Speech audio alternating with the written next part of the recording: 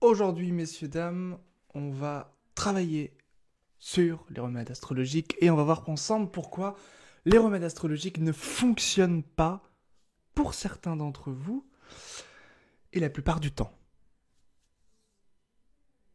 C'est une question qui m'est très souvent demandée, notamment sur le forum de l'académie. Donc, je tenais à faire une vidéo aujourd'hui pour que tout le monde puisse en profiter. Alors, avant de traiter de ce sujet, sachez que vous pouvez d'ores et déjà rejoindre l'académie, c'est le premier lien dans la description. Vous pouvez également recevoir votre thème védique en PDF, votre thème complet. Vous allez recevoir l'Ashtaka Varga, vous allez recevoir les divisions zodiacales. Je précise que ce thème n'est pas commenté, c'est vraiment le thème brut. Et si vous voulez bien sûr plus de détails, il va falloir revenir vers moi ou tout simplement apprendre l'astrologie par vous-même en rejoignant l'académie. Et troisièmement, j'ai ouvert un compte Instagram qui est disponible. N'hésitez pas en fait à rejoindre ce compte tout simplement, donc c'est le troisième lien dans la description. Générique.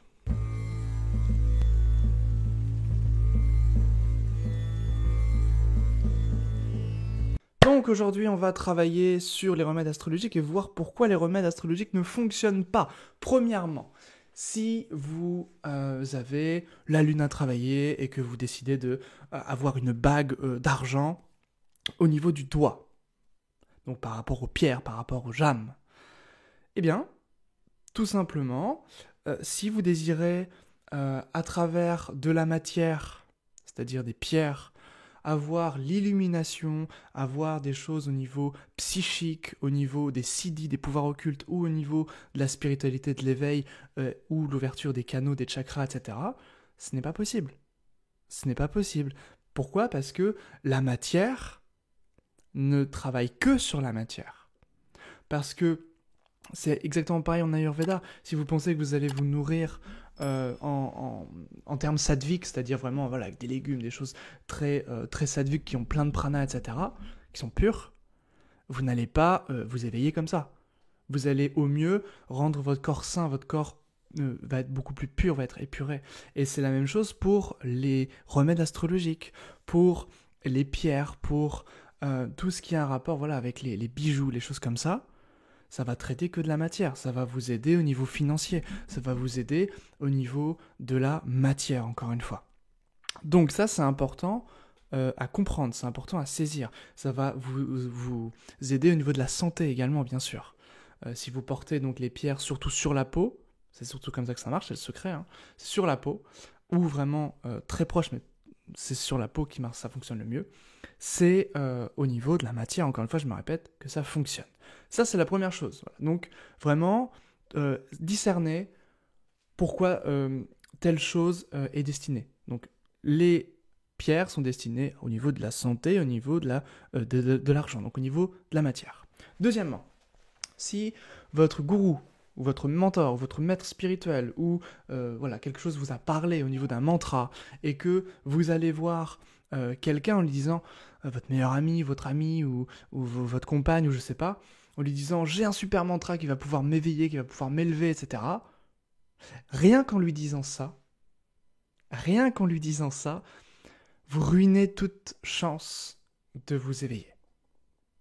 Pourquoi ? Parce que la spiritualité fait en sorte, les énergies, la vie fait en sorte en fait que vous gardiez les choses pour vous. Parce que dès lors que on a partagé notre mantra ou notre aspiration à nous éveiller, il y a forcément un miroir qui se crée avec l'autre.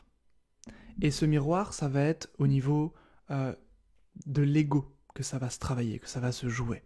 Donc, on va perdre notre aspiration, on va commencer à douter parce que la personne peut très bien ne pas être en réception ou réceptive vraiment avec notre chemin, notre aspiration, avec notre chemin d'évolution.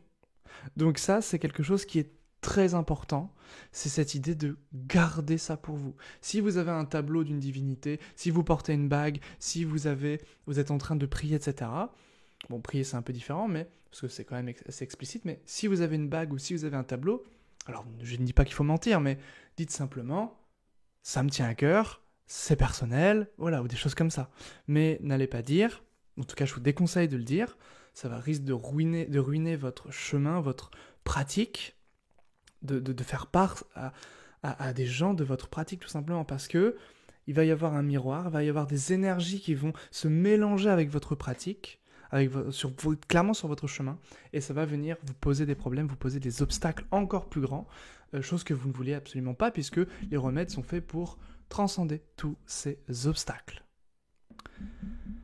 Bon, ça c'est dit, mais ce n'est pas du tout le plus important. Le plus important, je vais y venir. Le plus important, et c'est ce que l'on retrouve dans les débuts du Parashara Orashastra, donc du livre en fait sacré de l'astrologie védique, avec Varahamihira, le Birajataka. Donc, c'est l'idée dans les premières lignes que les Navagraha, c'est-à-dire les 9 planètes, septénaires plus 2 nœuds lunaires, sont des manifestations de Vishnu, du Créateur. Donc, si on doit travailler sur une planète,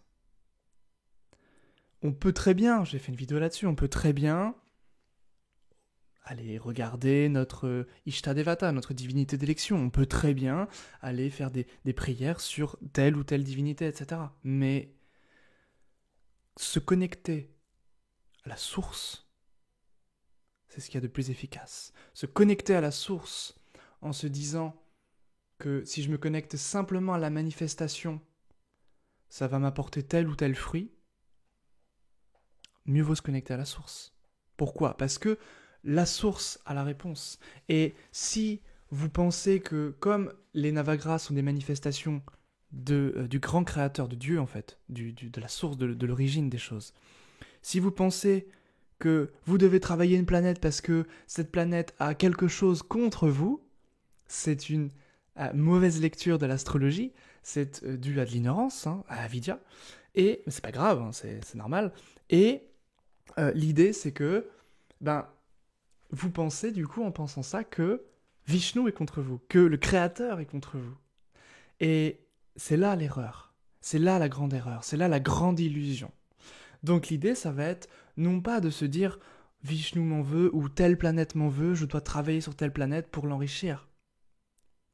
C'est tout simplement de s'abandonner à Vishnu, à la source, à n'importe quelle divinité qui pour vous vous élève, qui pour vous vous parle. Ça peut être votre Ishtadevata, ça peut être n'importe qui, ou n'importe quoi, mais au niveau de la source, au niveau de la transcendance. Ça, c'est vraiment capital. Et maintenant, je vais vous raconter une petite histoire qui va traduire et qui va venir éveiller un peu tout ça, élever un peu tout ça. Vous la connaissez sans doute, cette histoire, elle est très connue. C'est l'histoire d'un fermier qui a l'acquisition d'un cheval qui est magnifique. Les gens du village viennent le voir et lui disent « Tu as un super karma. Que Dieu te bénisse, tu as un super karma, les gens sont un peu jaloux, etc. » Et puis, 2 semaines plus tard, le cheval tombe malade. Alors, le fermier, il est assez stoïque, c'est une personne assez stoïque. Et quand les gens viennent lui dire « Tu as un super karma », le fermier leur répond « Oui, bon ou pas, je ne sais pas, on verra ce que le temps nous dit. » Quand le cheval tombe malade, 2 semaines après, les gens viennent le voir. « Oh, finalement, ton karma, il est terrible, parce que le cheval que tu aimais tant, eh bien, il va presque mourir, et finalement, tu as un mauvais karma. » Et le fermier de répondre « Oui, bon ou pas, je ne sais pas, seul le temps nous le dira. » Et puis, il se trouve que ce cheval, eh bien, finalement, a survécu, que le fermier a eu un enfant, et que cet enfant, était brillant, etc., et faisait du cheval. Et à un moment, il est tombé de ce cheval, et il s'est cassé la jambe. Et les gens de lui dire, encore une fois à ce fermier, tu as vraiment un très mauvais karma, tu as failli perdre ton cheval, maintenant tu vas presque perdre ton enfant, etc., parce que la chute était très violente. Peut-être qu'il ne marchera plus jamais. Et le fermier de rester stoïque et de répondre « Bon ou pas, je ne sais pas, Seul le temps nous le dira. Et puis il se trouve que dans ce royaume, eh bien, il y avait la guerre qui était imminente. Et un jour effectivement il y a eu la guerre, et que tous les hommes étaient appelés à combattre, eh bien, le fils du fermier ne pouvait pas aller à la guerre puisqu'il était infirme, il était blessé. Tout ça pour vous dire quoi ? C'est quoi la morale de cette histoire ? La morale de cette histoire, c'est que même si les choses nous paraissent être des difficultés, même si les choses nous paraissent être des épreuves, des obstacles, les choses sont bien faites. Les choses sont bien faites et il faut tout simplement ne pas simplement voir ce qui se passe devant nous, mais essayer de prendre du recul sur les choses. Et c'est ça l'astrologie indienne, c'est ça le Jyotish. C'est l'idée de prendre, d'avoir du recul sur les choses, de prendre conscience des choses. Et c'est ça, pourquoi on dit l'œil des Védas, c'est justement pour qu'on puisse voir l'ensemble. Et ça, c'est vraiment fondamental. Donc, ne pensez pas que la vie est contre vous. La vie, vous créez, effectivement, vous donne des opportunités pour apprendre, des opportunités pour transcender les choses, des opportunités pour vous éveiller, pour vous élever, mais non pas des bâtons dans les roues pour vous massacrer, pour vous humilier ou pour vous détruire. Ce sont toujours des opportunités. C'est comme ça qu'un astrologue voit les choses, c'est comme ça qu'un astrologue devrait et doit parler à ses clients ou à ses élèves pour leur apprendre ce qu'est l'astrologie. Et ça, je pense que c'est une grande sagesse, en fait. Et c'est pas moi qui l'invente, évidemment, c'est le point de vue des sages, des rishis, des astrologues védiques. Donc, c'est ce que je voulais vous partager aujourd'hui. Donc, l'idée, ça va être vraiment d'être dans cette bhakti, dans cette dévotion au grand tout, à ce qui nous dépasse. Et même s'il y a des obstacles, eh bien, on essaie de prendre du recul sur les choses, on avance toujours avec cette foi. Voilà ce que je voulais vous dire dans cette vidéo. Merci à vous d'avoir suivi cette vidéo. Si vous désirez aller plus loin, vous former, tout est dans la description. Pareil pour votre thème védique, pareil pour Instagram. Merci à tous pour votre écoute, pour votre étude et votre intérêt. À très bientôt.